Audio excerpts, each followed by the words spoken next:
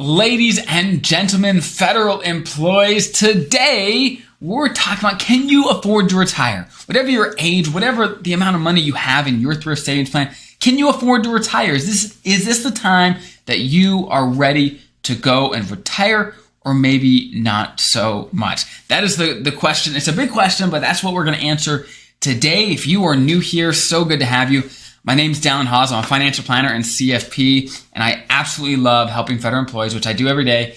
And I love helping you guys get the clarity to retire comfortable and confident. So every now and then, well, actually pretty often, I get a question, whether via email or people submit it via the link you can in the description below, where they have a very simple sentence that says, hey, look, I'm 60 years old. I've got $500,000 in my TSP. Can I retire?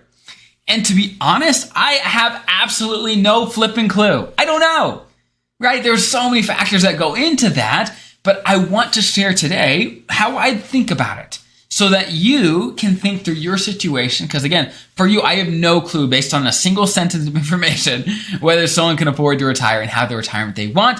But if I was you, this is how I would approach it, okay? So first things first, before we can think about if you can afford to retire, we have to think, are you eligible to retire? Okay. So as a traditional FERS employee, to be eligible to retire with a full-blown retirement, you have to, if you have hit your minimum retirement age, which is between 56 and 57 generally, if you've hit that age, then you have to have at least 30 years of service to have a full-blown pension with no reductions or no delay in when it starts. Okay, at least 30 years of service at your MRA.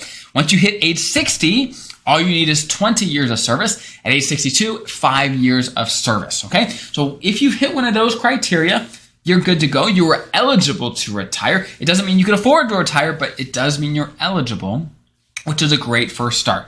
Now, if you have hit your MRA and you have at least 10 years of service, you can still retire, but there's some reductions and things that you may want to know about. That is called an MRA plus 10 retirement. I've got a whole video on that. I would go check that out if you want to check out that type of retirement. Now, here's the deal. For you then, once you're eligible to retire, how do we know if you can afford to retire? It all comes down to the numbers, okay? So let's talk through the numbers that you need to know. Number one, you need to know your pension. Are you eligible? If you're eligible to retire, then you can get a pension, but what is that amount going to be? If you don't know, I've got other videos on how to calculate it, but you can also get an estimate from your HR, from your agency, or they'll give you access to some software to calculate it as well. Long story short, I don't care how you do it, get an estimate somehow, whether by your own calculations, somehow get an estimate for your pension. So let's do an example. Let's say you do an estimate, and let's say your pension is $3,000 per month. Okay, $3,000 per month. Now, you may know already, but there's a lot of things that come out of your pension. Okay, for example, you may pay for survivor benefits, health insurance, life insurance, anything you want to keep into retirement, you've got to pay for, including taxes. You got to pay for that as well out of your pension. Okay, so long story short, you need to find what your net pension is going to be. In this example, I'm going to assume that $3,000 is our net pension. Okay, that is what you get after everything comes out, like taxes, health insurance. I've got a whole video on figuring what comes out. But for now, let's assume $3,000 is net. After everything comes out, let's say you're left with $3,000 a month from your pension. Okay, now what else might you have in retirement? You may have the FERS supplement. You might have Social Security. And in this example, let's say you have Social Security. Let's say you have a Social Security benefit of $2,000. Okay. So you've got, again, the pension of $3,000 and then a Social Security benefit of $2,000. So far, we're sitting at $5,000 per month of income. Now, again, with Social Security, you got to pay taxes. And if you're on Medicare Part B, you got to pay for those premiums, and those come out of your Social Security. So again, I'm going to assume for this example that you get $2,000 net, meaning after taxes come out and after Medicare premiums come out. So whatever income you have, what's actually left after those things come out, okay? Now, once you know what your fixed income is going to be, and what I mean by fixed income is whatever's going to come in every month automatically, okay? There's nothing you have to do about it, like your pension, like Social Security, it's going to come. Your investments are not fixed, because you have control over that and you can turn it off, turn it on. That's not fixed. So find out your fixed income first, and then we can decide where you stand for your investments, okay? So in this example, someone is at $5,000 per month of net fixed income from their pension and their Social Security. Now, let's say they have $500,000, okay, 500K in their thrift savings plan. To insert whatever amount of money you have in your retirement savings there. Boom. Now, to get an estimate on what that amount of money can provide for you in actual income, right? Turning this lump sum amount of money you have in the thrift into an income source, we need to use what we call the 4% rule. Basically, take whatever amount you have, multiply it by 4%, okay? In this case, it is $20,000. 500,000 multiplied by 4% equals $20,000. However, we are not done quite yet, right? That $20,000 would represent how much you can take out from your investments on a yearly basis. So if we want a monthly basis, we need to divide it by 12, okay? So we would get 1,666 about, okay? So if you had $500,000 in your TSP, that can provide for you about $1,666 per month in income, okay? If you want more explanation on what the 4% rule is all about, I've got other videos on that. Check it out, okay? So now we know we can take out this from the TSP, but as you might know, if that's traditional TSP, you're gonna have to pay taxes on that, okay? So let's say after taxes, you're left with $1,400, okay? After you pay the taxes, instead of $1,600, you're now left with $1,400. So let me actually clean this up here, okay? Let's clean this up.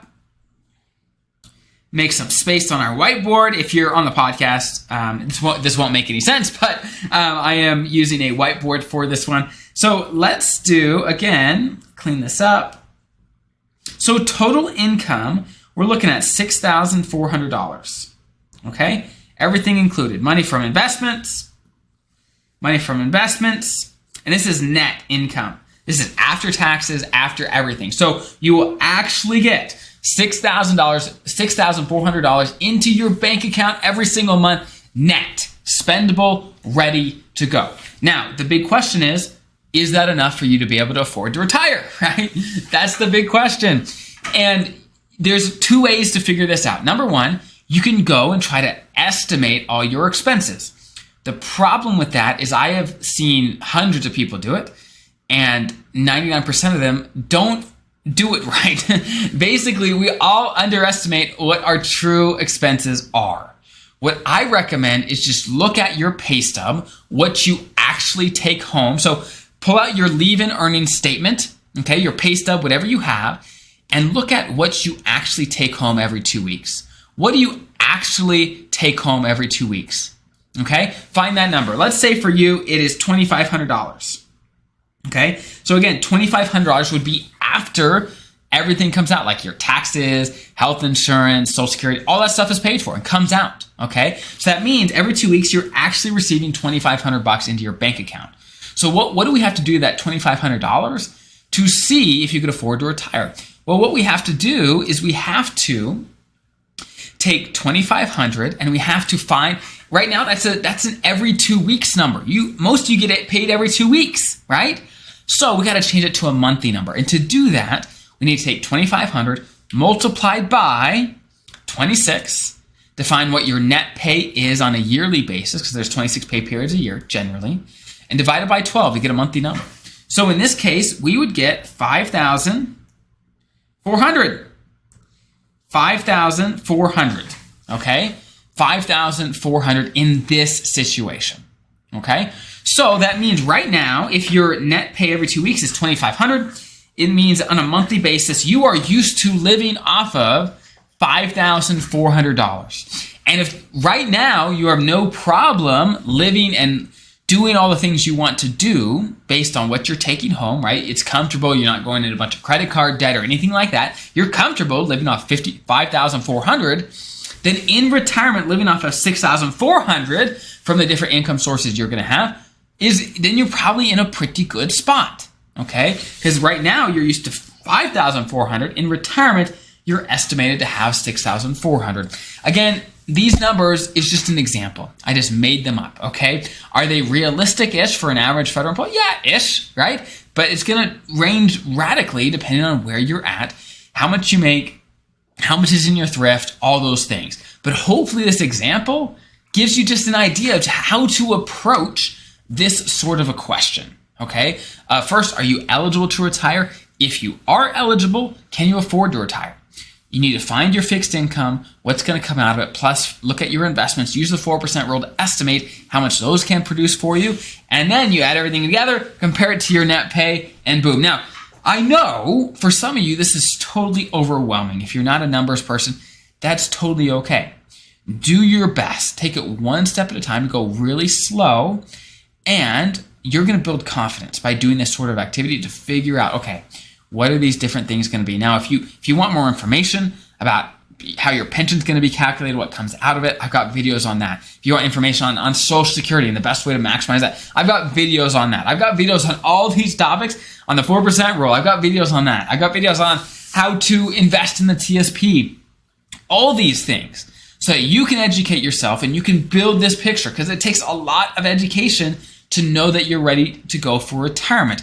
So these videos are short in efforts to make them accessible, but please do your research to know, hey, are you truly prepared for retirement? So in the description below, there are tons of resources for you to help you take the next step as a federal employee to make sure you're on track for retirement, including a free TSP ebook, a bunch of stuff. You can check it out in the description below, and they will help you get ready to have an incredible retirement. I hope that's helpful. Have an incredible rest of your day. I'll see you guys next time.